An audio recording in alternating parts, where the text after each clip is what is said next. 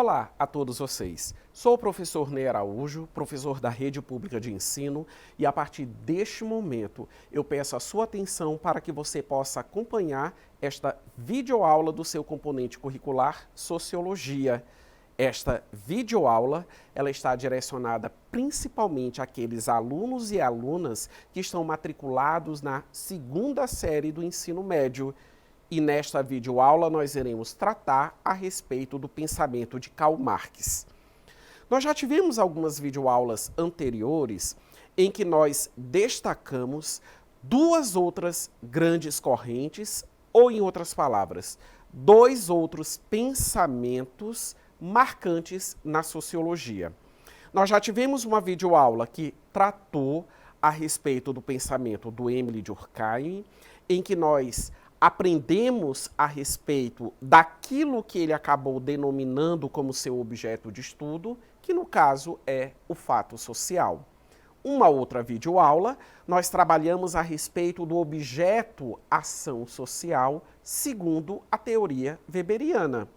E esta é uma terceira videoaula em que nós estamos tratando, só que dessa vez, levando em consideração a teoria de Karl Marx, um outro objeto de estudo. Anteriormente, eu tinha ponderado a todos vocês o seguinte: são três possibilidades de análise a respeito da sociedade. Compreender pelo viés do fato social, compreender pelo viés da ação social ou compreender a sociedade pelo viés das condições materiais em que ela apresenta em uma determinada conjuntura histórica, que é o que nós vamos estar tratando nesta videoaula que contempla o pensamento de Karl Marx. Então visualizem a imagem e ainda um conceito que é o conceito de materialismo histórico. O materialismo histórico é uma teoria marxista, na qual se atribui a explicação de toda a história das relações humanas por meio de fatos materiais. Isso implica dizer o quê? Primeiro, nós temos uma teoria que ela é materialista. A frase que foi lida, ela menciona fatos materiais. Que fatos materiais são esses? As condições econômicas que estão estabelecidas em um determinado momento da história.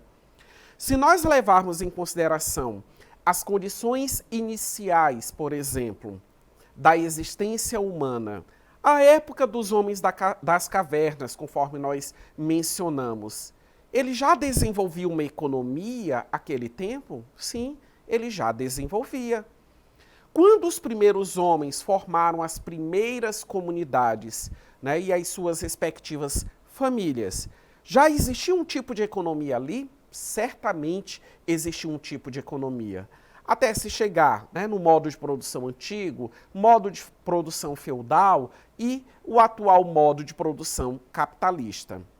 Nós não podemos, digamos assim, restringir o sentido de economia levando em consideração a existência do dinheiro, do comércio, da produção industrial, que são características, digamos assim, muito comuns para a nossa atualidade e que todos nós já estamos familiarizados. Cada época, cada conjuntura social precisa ser analisada, precisa ser observada, digamos assim, levando em consideração o seu momento dentro da história. Então, quando eu afirmo, digamos assim, para vocês, quando eu afirmo a todos vocês que, por exemplo, a época dos homens das cavernas, a época, digamos assim, das sociedades primitivas, como algumas literaturas, elas pontuam que já existia o fator econômico, eu não estou levando necessariamente esses itens que agora há pouco eu citei a todos vocês. Mas o fator primordial chama-se trabalho. A partir do momento em que o homem existe, ele precisa empreender uma ação que tem como finalidade suprir as necessidades que ele apresenta. E como que o homem vai suprir as suas carências? Como que o homem ele vai suprir as suas necessidades? Trabalhando. Ele precisa produzir justamente para isso. Então, o que é que o homem das cavernas, o que é que o homem na sua condição primitiva, ele fazia? Nas primeiras organizações sociais, ele era absolutamente dependente daquilo que os recursos naturais ofereciam a ele naquela localidade em que ele se encontrava. É aquilo que nós, inclusive, aprendemos na disciplina de história. O homem, ele caçava, ele pescava e ele coletava frutos. É claro que com o passar do tempo, as condições de existência, elas foram se revolucionando.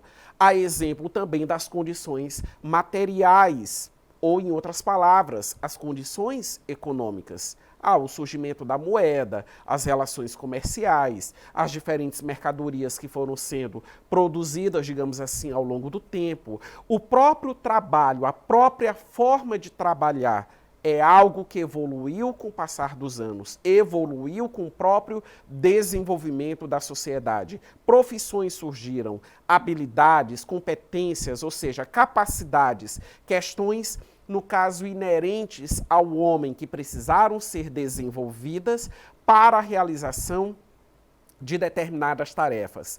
Os instrumentos de trabalho, ou seja, os meios de produção que foram sendo também criados com o passar de todo esse tempo e que acabam sendo utilizados, digamos assim, na realização e na execução de determinadas atividades laborais em que o homem, no caso, ele está envolvido, né? Então, o homem, ele precisa trabalhar. E o trabalho é o elemento fundante de todo e qualquer contexto social.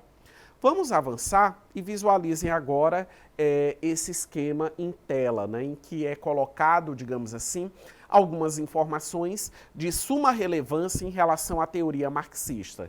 Nós temos aí, Karl Marx, e nós temos lá em cima o objeto de estudo, né, que acaba correspondendo a esse materialismo histórico, e vocês podem observar que está puxando para a luta de classes, né? Então, nós sabemos que Karl Marx chamou muito a atenção a essa dualidade entre as classes sociais. E se a sociedade se modifica, é graças a essa contradição, segundo a visão desse autor. E aí nós temos o outro item, metodologia, materialismo histórico dialético.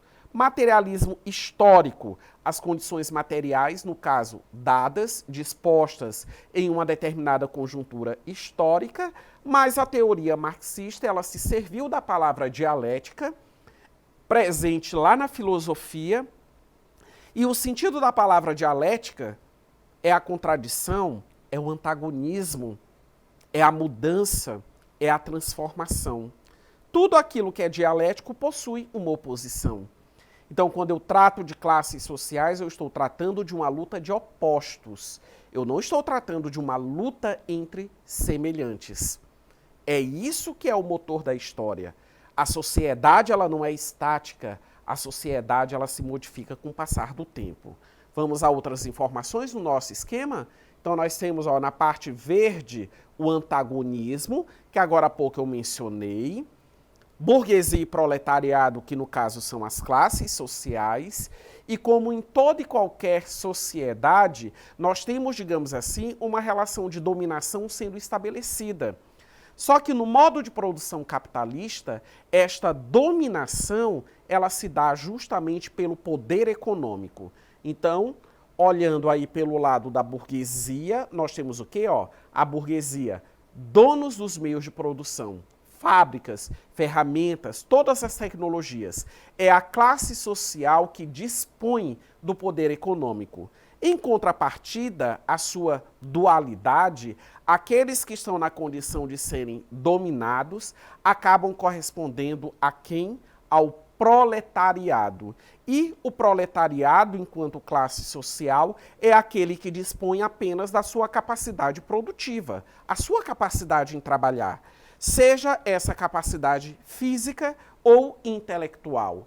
E esse proletariado, ele vende a sua mão de obra justamente para a burguesia, para a classe burguesa, que quer queira, quer não, é a classe empregadora. E em troca dessa venda, percebam, o trabalho humano ele se configura, segundo essa análise marxista, como uma mercadoria. Ou seja, eu que sou professor, a minha capacidade em ministrar uma aula, em trabalhar, em ministrar aulas, segundo essa minha profissão, professor, é uma mercadoria. Então, eu vendo justamente essa minha capacidade, a exemplo de outros trabalhadores, com as suas respectivas habilidades e competências, enfim. Com base no que eu acabei de explicar a todos vocês, vamos ao exercitando da nossa videoaula e acompanhem com bastante atenção a leitura do enunciado e as possibilidades de resposta. Na manufatura e no artesanato, o trabalhador utiliza a ferramenta. Na fábrica, ele é um servo da máquina. A alienação para Marx é compreendida através da ideia de que o indivíduo torna-se alheio, alienado à sua própria natureza e dos demais seres humanos. Isso pode se dar por quê? Letra A. O trabalhador passa a ser parte do processo de produção, perde a noção do valor de seu trabalho. Alternativa B. O trabalhador não se interessa por política e vota de acordo com os interesses da burguesia. Alternativa C. O trabalhador deixa de se compreender como ser humano e passa a agir em função de sua natureza animal. Letra D. O trabalhador é substituído pela máquina e torna-se alheio à produção. E letra E. O trabalhador desenvolve a consciência de classe, contribuindo com os interesses da burguesia. Vamos visualizar a alternativa correta, expressa na letra A. O trabalhador passa a ser parte do processo de produção, perde a noção do valor do seu trabalho. Por isso que lá no enunciado, na citação, que eu vou fazer a leitura novamente, prestem atenção, na manufatura e no artesanato, o trabalhador utiliza a ferramenta. Na fábrica, ele é um servo da máquina. Por quê? Porque a máquina passa a controlar também as atividades desenvolvidas pelo trabalhador. E o trabalhador, devido, digamos assim, ao processo de divisão do trabalho, gerado pelo modo de produção capitalista, ele perde aquela visão, digamos assim, abrangente, aquela visão total do processo produtivo para se chegar a uma determinada mercadoria. Ele tem apenas uma visão parcial e a própria tarefa que ele cumpre é apenas uma parte de um processo produtivo que é bem mais abrangente. Prezados alunos e alunas, eu agradeço o fato de você ter acompanhado esta videoaula. Eu te espero na próxima e não deixe de acessar a plataforma eduque.ac.